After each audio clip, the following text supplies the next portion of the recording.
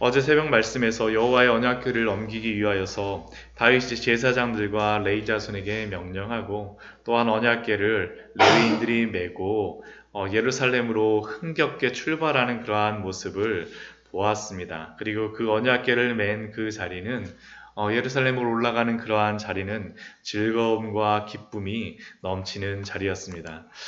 오늘 1절 말씀을 보면 그 언약궤를 메고 이제 예루살렘에 도착한 장면서부터 이제 모습서부터 말씀이 시작됩니다. 이렇게 언약궤를 메고 그 사람들이 들어와서 다윗이 그것을 어디에다 두는지 장막 가운데 두게 하고 제일 먼저 하는 것이 무엇입니까? 번제와 화목제를 하나님께 드립니다. 다윗은 가장 먼저 하나님 앞에 예배를 드림으로 시작을 합니다.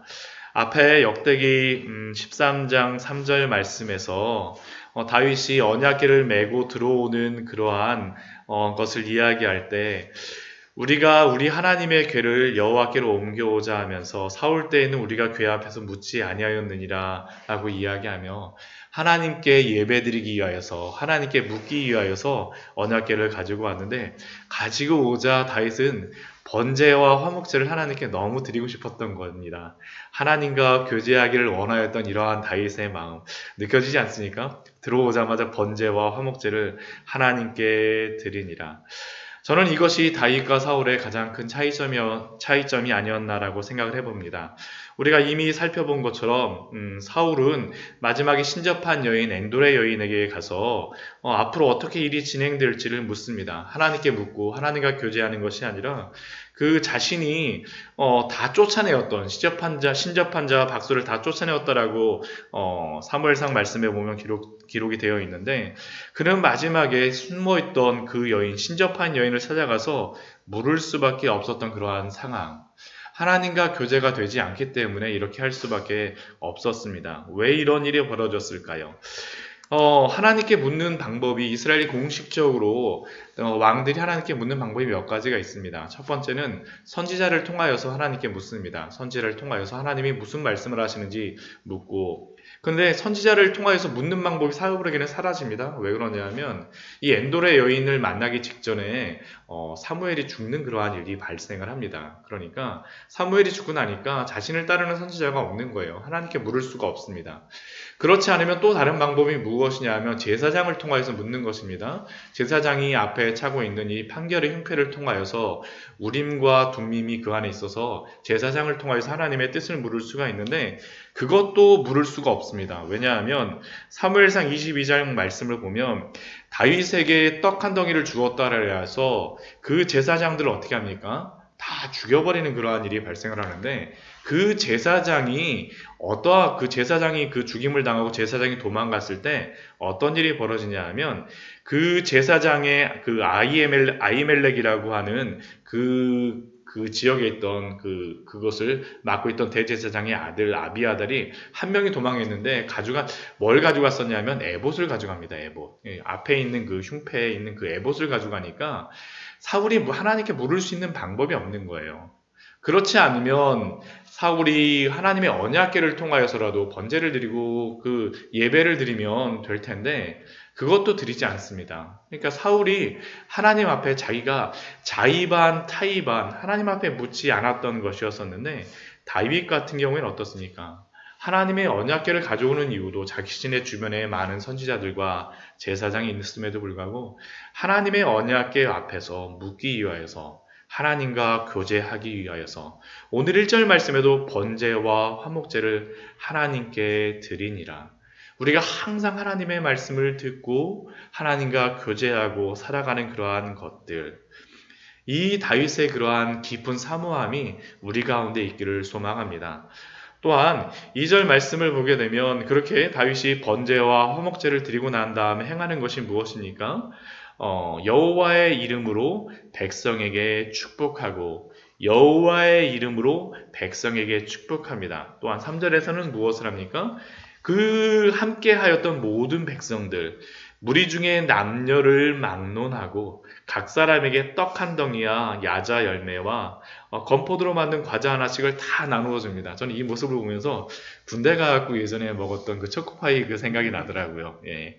그러니까 다윗이 함께 하였던 그 사람들, 하나님을 예배하는 그러한 것을 자기만 누린 것이 아니라 자기와 함께 하였던 언약궤를 함께 맺었던 모든 백성들과 같이 이렇게 나누는 그러한 것들을 통하여서 하나님께 드리는 이 예배는 자신만 누리는 것이 아니라 온 백성들이 함께 누려야 됨을 다윗은 또한 우리에게 알려주고 있습니다. 그리고 또한 4절과 또한 4절서부터 그 뒤에 말씀을 보게 되면 어떻습니까?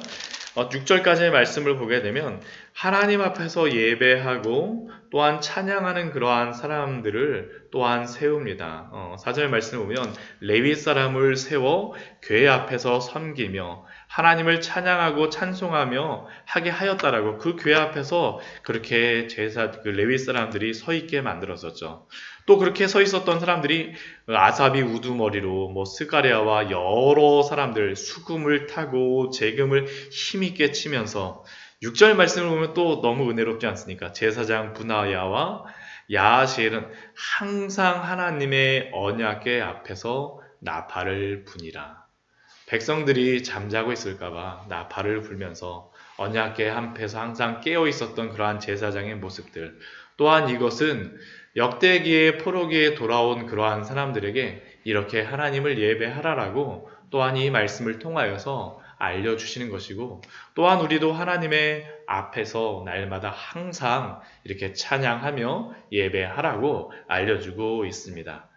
또한 그 7절 이후의 말씀에서는 그날 다윗이 여러 사람을 세워놓고 다윗이 불렀던 그러한 찬양의 노래, 감사의 노래, 그날 불렀던 그러한 노래를 우리에게 알려주죠. 8절 이후의 말씀에서는 다윗이 찬양했던 그 찬양이 나옵니다. 그가 어떠한 찬양을 하였습니까? 먼저 8절 말씀을 보면 여호와께 감사하며 그가 행하신 일을 만민 중에 알릴지어다. 감사하고 알리라고 합니다.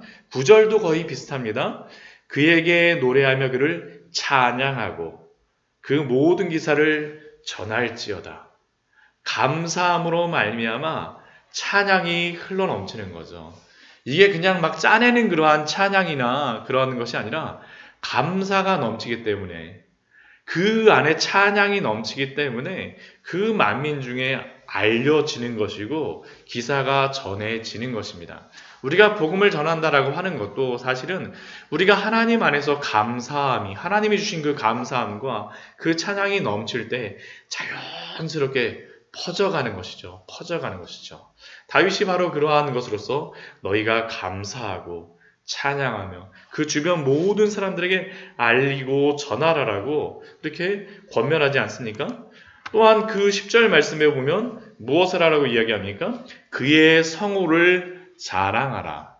성호가 무슨 뜻입니까? 이게 카도시 베셴이라 그래서 거룩한 이름입니다. 여호와의 거룩한 이름. 거룩한 이름을 자랑하라. 감사하고 찬양하는 그 찬양의 제목이 다른 것이 아니라 우리 축복받았어요, 잘 됐어요, 그게 아니라 거룩한 이름이죠. 여호와의 거룩한 이름. 우리가 찬양하고 감사해야 되는 것은 바로 여호와의 하나님의 이름이라는 것입니다. 여호와의 이름을 자랑하라. 10계명의 그 말씀 4계명도 무엇입니까? 너는 내 하나님 여호와 이름을 망령되게 부르지 말고 여호와는 그의 그 부르는 자를 죄 없다 하지 아니하리라. 거룩한 이름을 우리가 망령되게 부르지 않는다는 반대는 무엇입니까? 거룩한 이름을 찬양하는 것이죠. 우리 주님께서도 주기도문을 통하여서 우리에게 말씀하시는 것이 무엇입니까? 하늘에 계신 우리 아버지여 이름이 거룩히 여김을 받으시오며. 거룩한 이름을 높이고 찬양하는 것은 우리의 찬양이자 우리의 모든 믿음의 그러한 조상들의 노래였습니다. 다윗도 그것을 노래하고 찬양하죠. 성호를 자랑하라. 그리고 그러한 성호를 자랑하는 사람들에게 무엇이 있습니까? 구하는 자마다 마음이 즐거울지어다. 우리가 그 즐거움을 만들어내고 짜내는 것이 아니라 구하는 자에게 즐거워지는 일들이 있게 되어지는 겁니다. 우리가 셈이 아니라 셈은 하나님이십니다. 예수 그리스도로부터 샘이 넘쳐나고 우리는 그것을 가두어 둠으로 말미암아 넘쳐나게 되어지는 것이죠. 또 11절 말씀을 보게 되면 그의 능력을 구할지어다. 왜 그렇습니까? 그 하나님은 전능하신 하나님이시기 때문입니다. 우리가 마땅히 구해야 될 분이 하나님이시죠. 우리의 능력이 아니라 하나님의 능력이시기 때문에. 그렇기 때문에 그 능력에 구할지어다라고 다윗은 이야기하고 또 무엇이라고 그는 노래합니까? 얼굴을 찾을지어다. 이 얼굴을 찾는 것은 무엇입니까? 그 여호와 하나님이 은혜와 평강을 베푸시는 자비로우시며 은혜로우신 하나님이시기 때문입니다. 민수기 25장 6장 25절 26절 말씀에서 그 제사장의 그러한 그 축복이 무엇이었습니까?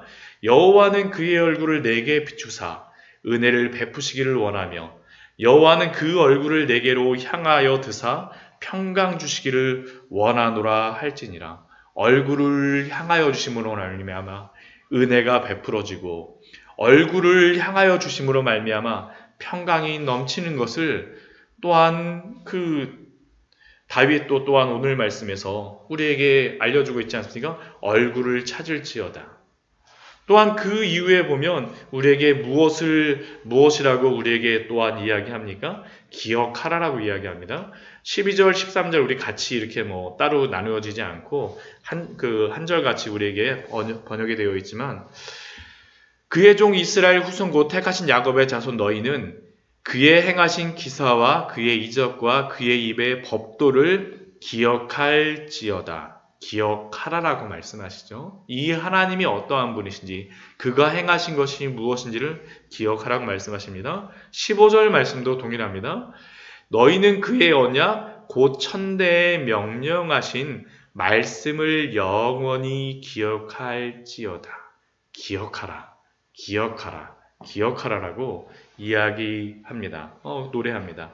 먼저 무엇을 기억해야 되겠습니까? 14절에 우리에게 알려주죠.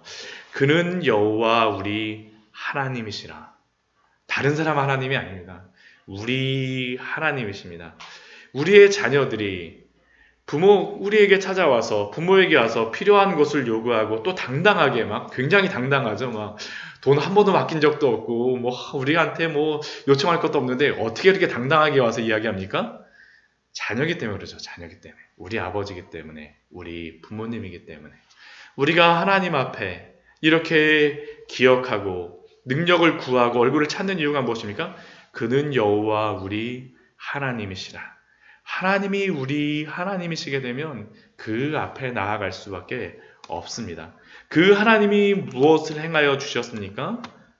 우리 16절 말씀을 보면 아브라함에게 하신 언약이며 이삭에게 하신 맹세이며 야곱에게 세우신 율례 곧 이스라엘에게 하신 영원한 언약이라. 우리 믿음의 조상들에게 주셨던 그 언약들, 그 말씀들을 기억하라고 다윗은 또한 이 찬양을 통하여서 우리에게 알려줍니다. 이미 하나님께서 그 믿음의 조상들을 통하여 우리의 믿음의 조상들을 통하여 말씀하셨습니다. 아브라함에게도 이삭에게도 야곱에게도. 우리가 이것을 놓치게 되면 어떻게 되겠습니까? 날마다 하나님의 말씀을 듣겠다라고 하나님의 말씀 앞에 서는 것이 아니라 우리가 용한 누구를 찾아간다든지 아니면 하나님의 말씀을 직접 듣겠다라고 또한 무엇인가를 특별한 무엇을 찾는다든지 어린아이와 같은 그러한 믿음으로 살아가지 않겠습니까? 우리가 하나님의 음성을 듣기 위해서는 하나님이 이전에 이미 말씀하셨던 그 말씀 속에서 아브라함에게 주셨고 또한 이삭에게 주셨고 야곱에게 주셨고 모세에게 통하여 말씀하셨고 다윗에게 통하여 말씀하셨고 여러 선지자를 통하여 우리에게 말씀하셨던 그 율례와 그 모든 말씀과 그 언약의 말씀으로 우리가 돌아가야 되지 않겠습니까? 그 다윗이 이 아브라함, 이삭, 야곱을 이야기하는데 그들에게 주셨던 그러한 언약이 무엇입니까? 내가 가나안 땅을 내게 주어 너희 기업의 지경이 되게 하리라. 하나님이 주신 그 땅을 주시겠다라는 것들. 이 역대기 사람들에게 가장 큰 은혜가 바로 이게 아니겠습니까? 이 아브라함과 이삭과 야곱이 직접 하나님께 말씀을 들었던 사람들이지만 이 사람들은 어떤 사람들입니까? 19절, 20절 말씀 보면 우리에게 그 사람들이 어떠한 삶을 살아갔었는지를 알려주죠. 수가 적어서 보잘것 없는 사람이었습니다. 객이었던 사람이었습니다. 나가라 그러면 나가야 되고 우물을 아무리 파도 그거 내가 쓸게 하면 그냥 뺏기고 그냥 가야 되는 사람들. 아내가 예쁘니까 나한테 달라고 하면 그냥 뺏길 수밖에 없는 그러한 사람들. 이 민족에게서 저 민족에게로, 이 나라에게서 저 백성에게로 유랑할 수밖에 없었던 그러한 사람들.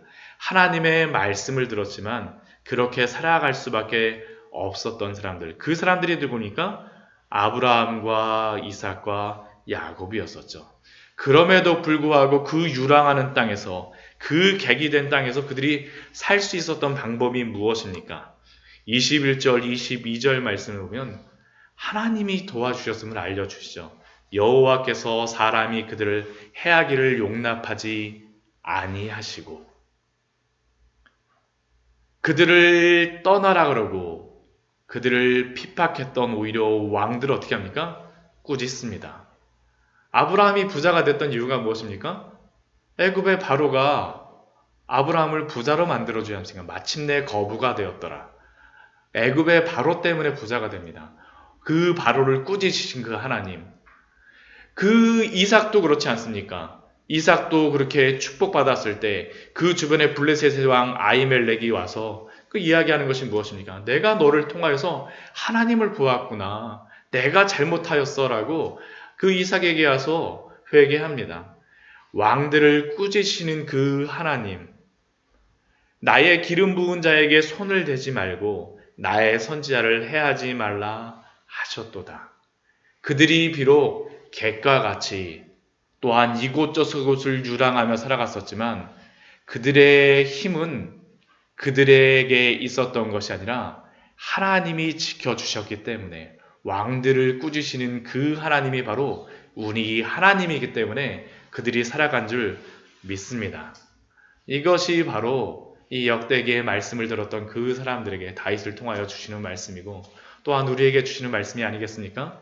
오늘도 우리는 이 땅에서 우리는 하늘에 속한 자이기 때문에 이 땅에서는 객으로서 유랑하는 자로서 살아갈 수밖에 없습니다. 그러나 오늘도 우리 하나님이 우리를 지키심을 믿으시고 그 안에서 그분의 말씀을 기억하며 객으로 살아갔던 아브라함과 이삭과 야곱이지만 하나님이 지키셨음을 기억하며 오늘의 삶 속에서도 평안함의 삶을 또한 하나님의 복음의 말씀을 전하시는 우리 귀한 성도님들 되시기를 축원합니다. 같이 기도하도록 하겠습니다.